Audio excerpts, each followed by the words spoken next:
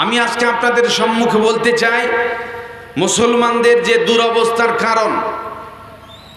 আজকে আমরা দেখতে পাচ্ছি ভারতবর্ষের মাটিতে মুসলমানদের উপর এক এক সময় এক একভাবে অ্যাটাক হচ্ছে, এক এক সময় এক একভাবে মুসলমানরা আক্রান্ত হচ্ছে। এর যে একটা রহস্য, এরপরেও কিন্তু আমাদের পারস্পরিক মিল নেই। যখন দেখবেন বাতিল আপনার বিরুদ্ধে কথা বলবে, ইয়াহুদি আর নাসারাদের ব্যাপারে আল্লাহ তাদের চিন্তা ভাবনাটা কোরআনে বলেছেন, ওয়াকালাতিল ইয়াহুদু লাইসাতিন নাসারা আলা শাই ওয়াকালাতিন নাসারা লাইসাতিল ইয়াহুদু আলা শাই ওয়া হুম ইয়াতলুনা কিতাবাল্লাহ। ইয়াহুদিরা বলে খ্রিস্টানের ধর্ম ঠিক নয়, পরস্পর ঝগড়া দেখেন। ইয়াহুদিরা বলে খ্রিস্টানের ধর্ম ভুল, খ্রিস্টানরা বলে ইহুদির ধর্ম ঠিক নয়, পরস্পরে কাদা ছুড়াছুড়ি। এবার একজন আর একজন পরস্পরের দাবি, ওদেরটা ঠিক নয় আমাদেরটাই ঠিক, ঈসানবী ঠিক নয় আমাদেরটা ঠিক, আমাদেরটা ঠিক নয় ওদেরটা ঠিক, পরস্পরে হুড়াহুড়ি।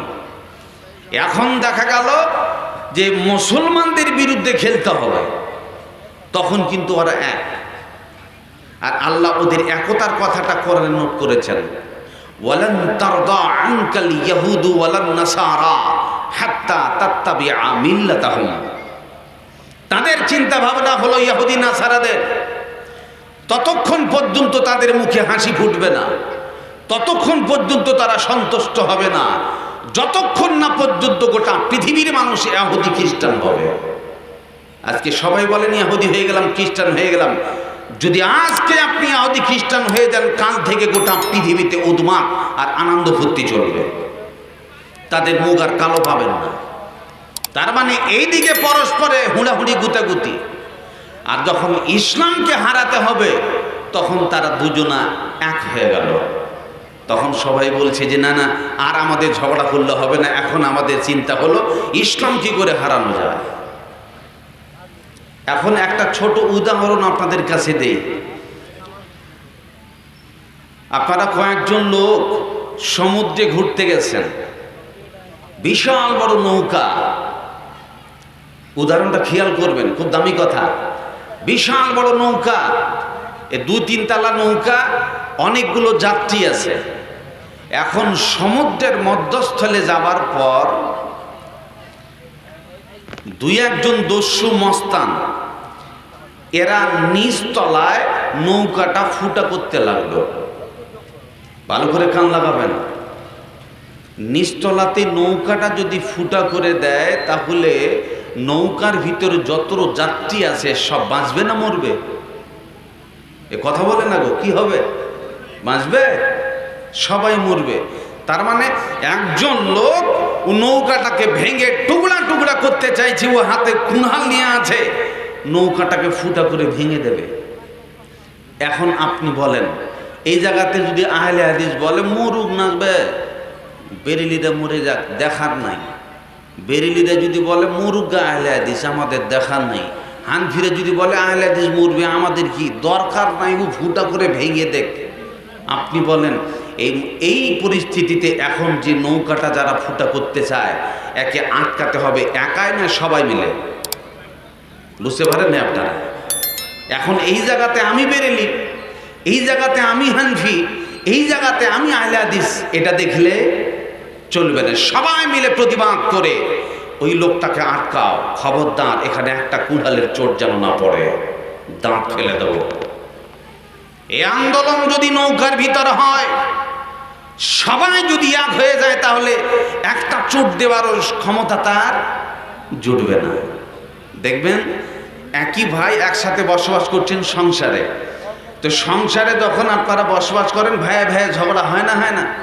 তো দু ভাই মিলে বাড়িতে কথা বলে না, সংসারে একজন আরেকজনের সাথে সম্পর্ক নাই।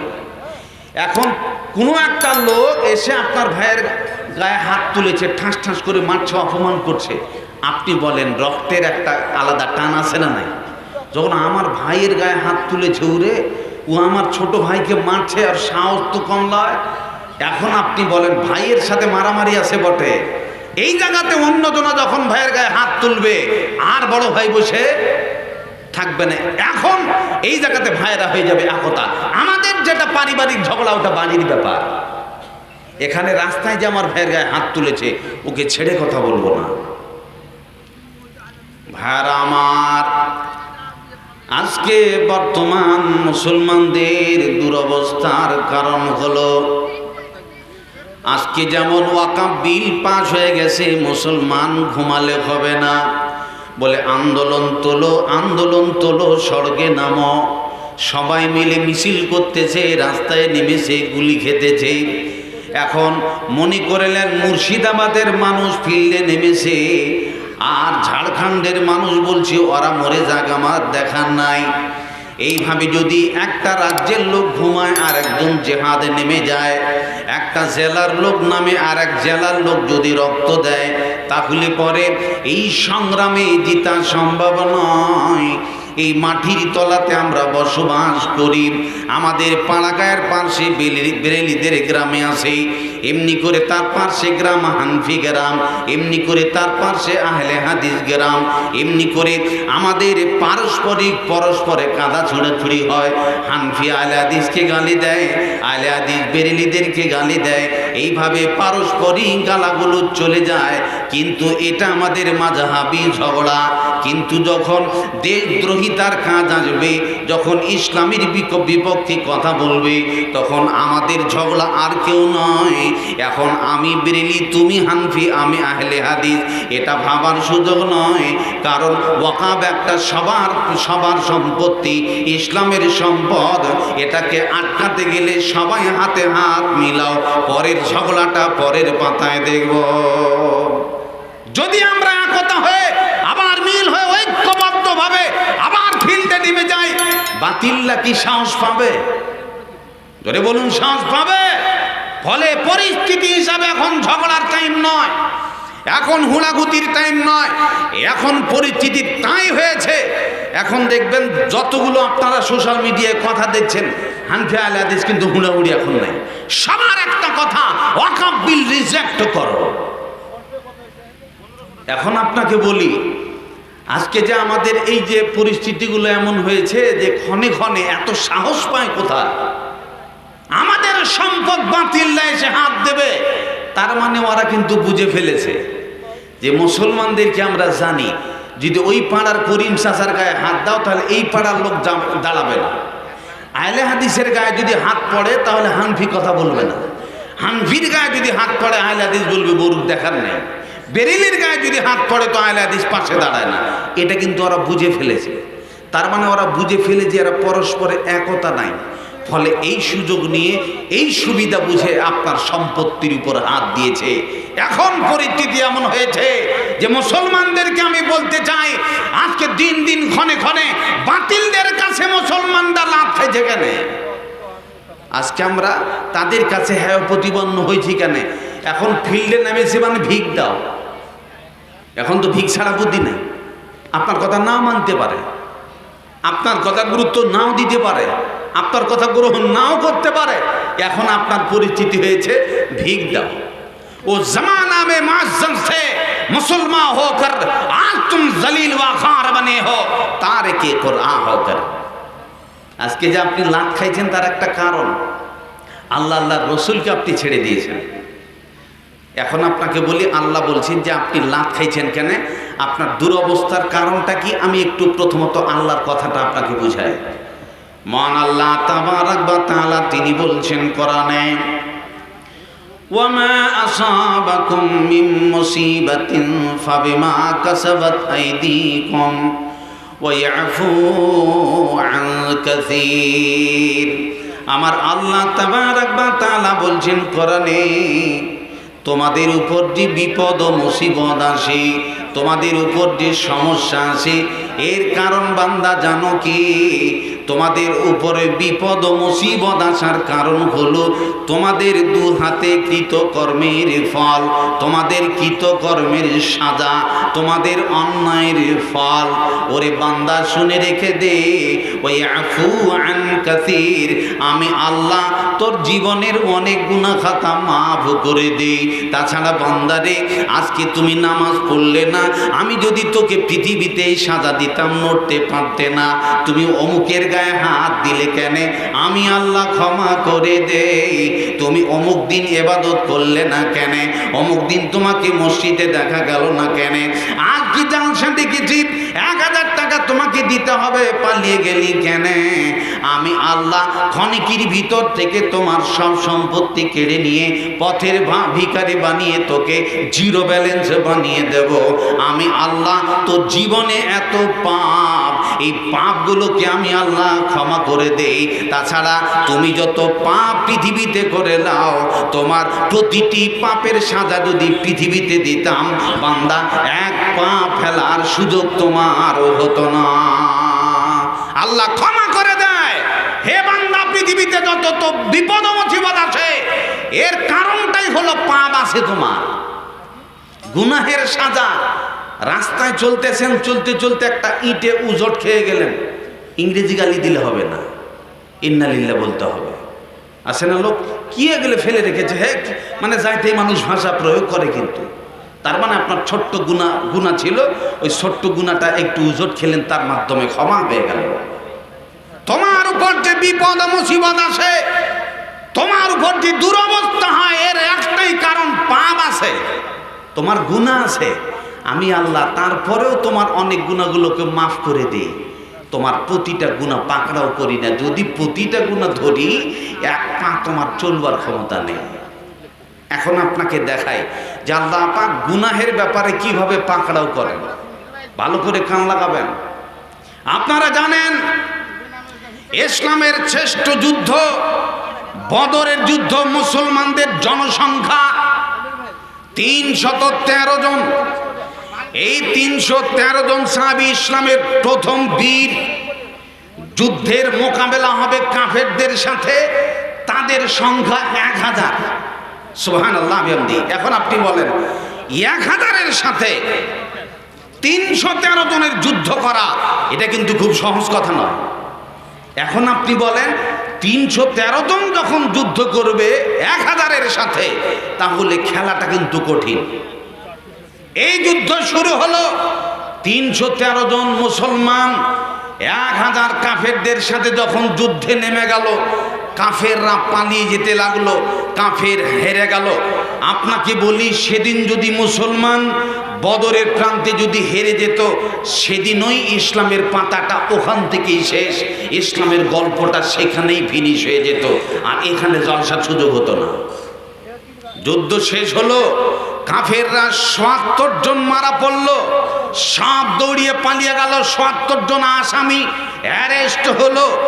এই যুদ্ধে লাশদের তদন্ত করতে গিয়ে দেখা গেছে যে লাশের গায়ে গোপন চাবুকের আঘাত। তার মানে 313 জন সাহাবী 1000 জনের সাথে লড়ে জিতানো সহজ কথা না। এখানে আল্লাহ পাক তিনি সাহায্য করেছেন, গোপন সাহায্য দিয়ে, তার কুদরতি সাহায্য দিয়ে। ফেরেশতারা ওই 1000 জনের ভিতর থেকে তাদের চাবুকের আঘাত দিয়ে ফিল্ডে শুধায় ফেলেছে। লাশকে তদন্ত করা হয়েছে, তাদের গায়ে চাবুকের আঘাত, তাদের গায়ে চাবুকের আঘাত। সুবহানাল্লাহ। এখন আপনি বলেন যে 313 জন, এদের কি জিতায় দিলেন, সহযোগিতা কার ছিল? আল্লাহ এবং তার ফেরেশতারা। ফেরেশতারা যদি না থাকতো, তাহলে এই যুদ্ধে জিতা সম্ভব? যদি বলুন সম্ভব, কোনো মতেই নয়। মুসলমানরা জিতে গেল। এরপরে পাল্টা যুদ্ধ শুরু হলো পরের বছরে, এর নাম উহুদের যুদ্ধ। ভালো করে কান লাগাবেন। জীবনে যদি আপনার একটু মিস্টেক হয়, রাসূলের কথা যদি একটু ব্যতিক্রম হয়, রাসূলের কথা যদি একটু উলট পালট হয়, তাহলে সাজা হবে। মুসলমানের দুরবস্থার কারণটা আপনি এই ঘটনার থেকে বুঝতে পারবেন। উহুদের ময়দানের যুদ্ধ শুরু, মুসলমানদের জনসংখ্যা 1000, কাফেররা 3000। আবার যুদ্ধের মুখোমুখি হওয়ার আগে মুসলমানদের 1000-এর ভিতর থেকে 300 জন মুনাফিক কেটে গেল। তাহলে 1000 থেকে 300 জন কেটে গেলে থাকে কয়জন? বুঝতে পারেন নাই? কতজন? 700 জন থাকলো। এই 700 জন পুঁজি নিয়ে রাসূল উহুদের ফিল্ডে দাঁড়ালেন। এখন কাফের 3000, এটা কিন্তু অত সহজ যুদ্ধ নয়। এখন যুদ্ধের ঘামছানি শুরু। এই পরিস্থিতিটা আপনারা লক্ষ্য করেন। মুহাম্মদুর রাসূলুল্লাহ সাল্লাল্লাহু আলাইহি ওয়াসাল্লাম বলে দিলেন, 50 জন সাহাবীকে বললেন, এই সাহাবী শোনো, এই যে 50 জনকে আমি নিযুক্ত করলাম, তোরা উহুদ পাহাড়ে দাঁড়া। এখন যুদ্ধ করবে 650 জন। দেখেন কমতে আছে। 50 জন উহুদের পাহাড়ে পাহারা দেবে। তোমরা খবরদার এই পাহাড় ছেড়ে দেবে না, হারিয়ার জিতি। আমরা যুদ্ধের ফিল্ডে নামবো, আমি রাসূল যতক্ষণ পর্যন্ত তোদেরকে হুকুম দেব না, তোমরা পাহাড় ছেড়ে দিও না। রাসূলের আদেশ। ভাইরা আমার, এমনি করে রাসূলের 1000 পুঁজির ভিতর থেকে 300 জন মুনাফিক মুসলমান কেটে গেল। পুঁজি কমে গেল, 700 জন হলো। আর 700 জনের ভিতর থেকে 50 জন উহুদের পাহাড়ে দাঁড়ালো। এরপরে 600 জন ফিল্ডে নেমে গেল। এদের যুদ্ধ হবে 3000 কাফেরদের সাথে। যুদ্ধ শুরু হয়ে গেল, ধামাকা যুদ্ধ শুরু হয়ে গেল। এমনি করে কাফেররা পালাতে লাগলো। 650 জন সাহাবী ফিল্ডে যুদ্ধ করতেছে, কাফেরদের কচু কাটা করতেছে। এমনি করে কাফেররা যুদ্ধের ময়দান থেকে পালাতে লাগলো। এমনি করে যখন দেখলো মুসলমান জিতে গেছে, কাফেররা ফিল্ড ছেড়ে দিয়েছে। তারা 50 জন লোক যারা সাহাবী ছিলেন উহুদের পাহাড়ে দাঁড়ানো, ওই 50 জন সাহাবী দেখতে পেল যে আমরা জিতে গেছি, আর দেরি করে লাভ নাই। ওরা ময়দানের দিকে তাকালো, তাকিয়ে দেখছে আর তো কাফের নাই, যুদ্ধ চলে না, আমরা তো জিতে গেছি, আর দেরি নয়। ওয়াকুলুনাল গানিমা, এখন তারা বলতে লাগলো, চল গনিমতের মাল আমরা লুণ্ঠন করব, গনিমতের মাল কুড়াই চল, আর পাহাড়ে থাকার দরকার নাই। কিন্তু এতক্ষণ পর্যন্ত আমার রাসূলের অর্ডার হয়নি, তোরা পাহাড় ছেড়ে দিবি না। রাসূল এই কথা বলে রেখেছেন, কিন্তু এই কথা তারা গুরুত্ব দিল না। ওই 50 জনের আমির বারবার তাদের ওয়াজ করতেছে, এই সাহাবীরা শোনো, হে আমার বন্ধুরা, খবরদার তোমরা এই ফিল্ড ছেড়ে দিও না, কারণ আমার রাসূল নিষেধ করে দিয়েছে কেউ পালাবে না। এখনো রাসূলের অর্ডার হয়নি, কেউ তোমরা পাহাড় ছেড়ে দিও না। কেউ কথা শুনলো না। এমনি করে পাহাড় ছেড়ে ফিল্ডে নেমে গেল, আর গনিমতের মাল কুড়াতে লাগলো। এমনি করে পিছন দিক থেকে খালিদ বিন ওয়ালিদ তার সৈন্যবাহিনীকে নিয়ে উহুদ পাহাড়কে আক্রমণ করলো। পাল্টা আক্রমণ যখন করে ফেলেছে, আর উহুদ পাহাড়কে তারা কব্জা করে ফেলেছে, এখন মুসলমানরা বিপাকে পড়ে গেল। আবার কাফিররা চতুর্দিক থেকে মুসলমানদেরকে ঘিরে ধরলো। ব্যাপারটা কেমন যেন হয়ে গেল। এমনি করে মুসলমানদের উপরে আক্রমণ শুরু হয়ে গেল, আর কোনো রকমই টিকা যাচ্ছে না। কাফেররা এবার উতল মাতাল শুরু করে ফেলেছে। এখন কি করা যায়, কি করা যায়, উপায় নাই। এমনি করে মুসলমানদের উপর আঘাত শুরু হতে লাগলো। এই যুদ্ধে বিশ্বনেতা মুহাম্মদ সাল্লাল্লাহু আলাইহি ওয়াসাল্লামের দান্দা মুবারক শহীদ হয়ে গেল, দাঁত ভেঙে গেল। রাসূলের মাথায় কপালে লোহার বল্লাম ঢুকে গেল। রক্ত খনন হতেছে, ঝরঝর করে রক্ত পড়তেছে, থামে না। খবর এলো বিশ্বনবী আর বেঁচে নাই, তিনি বিদায় নিয়ে চলে গেছেন। এমন সময় সাহাবীরা নার্ভাস হয়ে পড়লেন। হযরত ওমর হাত থেকে তলোয়ার ফেলে দিলেন, আমার নবী যদি পৃথিবীতে বেঁচে না থাকে আর যুদ্ধ যুদ্ধ করে করবটা কি? সাহাবীরা টেনশনে পড়ে গেল। কিন্তু না না না, আমার নবী তিনি তো মারা যাননি, তিনি শহীদ হন নাই। এমনি করে ভুয়া খবর উঠেছে বিশ্ব নবীকে মার্ডার করে ফেলেছে। এই ভুয়া খবর এমন ভাবে ছড়িয়ে গেল, সেখানে মুসআব বিন উমাইর রাদিয়াল্লাহু তাআলা আনহু তিনি দেখতে বিশ্ব নবীর মতো ছিলেন, তিনি শহীদ হয়ে গেলেন। এমনি করে এই ভুয়া খবরে চতুর্দিকে ছড়ে গেল নবীজি আর নাই। এমন করে খবর এলো না না, এটা মিথ্যা কথা, মিথ্যা খবর। আমাদের বিশ্ব নেতা মুহাম্মদ সাল্লাল্লাহু আলাইহি ওয়াসাল্লাম এখনো পর্যন্ত জীবিত আছে। যুদ্ধ শুরু, এখন মুসলমানরা আবার অস্ত্র ধারণ করে যুদ্ধ শুরু করেছে। এই পরিস্থিতিতে মুসলমানরা বিপাকে পড়ে গেল। এমনি করতে করতে আপনি বলেন রাসূলকে কিন্তু মার্ডার হয়েছে, রাসূল বেঁচে গেলেন। সুবহানাল্লাহ। আল্লাহ রাসূল বেঁচে গেলেন। পরিস্থিতি এমন হয়েছে, রাসূলের রক্ত থামে না। হযরত আলী রাদিয়াল্লাহু তাআলা আনহু ঢালে করে পানি আনতেছে, আর রাসূল সাল্লাল্লাহু আলাইহি ওয়াসাল্লামের বেটি ফাতেমাতুজ জাহরা তিনি রাসূলের রক্ত ধৌত করতেছেন।